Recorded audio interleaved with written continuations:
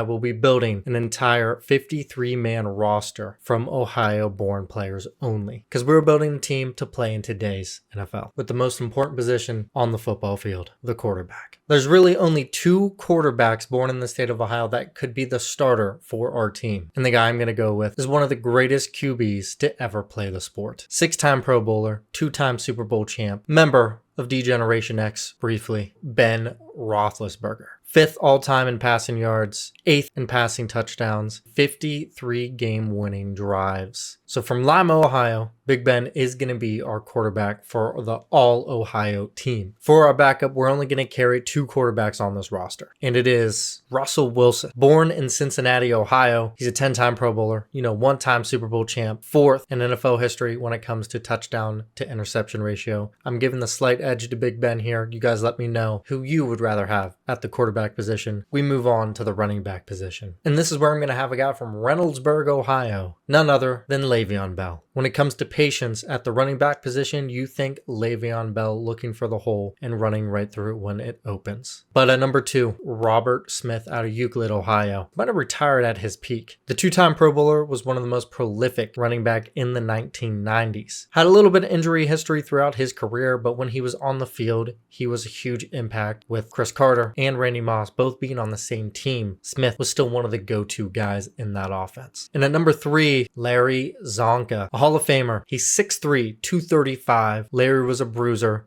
and he even won a Super Bowl MVP. He can play our fullback position because that's what he played. And he's going to be, when we get to the goal line, the guy to go to. Next, we're going to go to wide receivers. From Troy, Ohio, our number 1 wide receiver is going to be Chris Carter. 1,101 receptions for 13,899 yards. And that's not including his 130 touchdowns he had as well throughout his career. Now I'm going to be real. After Chris Carter, it got a little shaky at the wide receiver position. I prefer more new gen players, more recent players than I did players from the 50s or 60s, even if they had Hall of Fame careers. At number 2, from Blair, Ohio, I'm going to go Joey Galloway, the speedster. Never really had a true quarterback throughout his entire NFL career, especially with Seattle early on. 22 of his 83 total touchdowns came from 50 yards or more. At number 3, there could have been multiple guys here, but I took Terry Glenn. He's a 1-time Pro Bowler. Terry Glenn, another fast, good wide receiver for the Patriots. And I will say, Coach Parcells might call Terry a she, but I'll call Terry my number 3. Our wide receiver number 4, we're going to go with Darrell Jackson. 3 1,000-yard seasons, 51 total touchdowns. 2 more of our wide receivers are going to have a total of 6. These next 2 guys are mainly going to be returners. First guy I'm going to take is Ted Ginn Jr. from Cleveland, Ohio.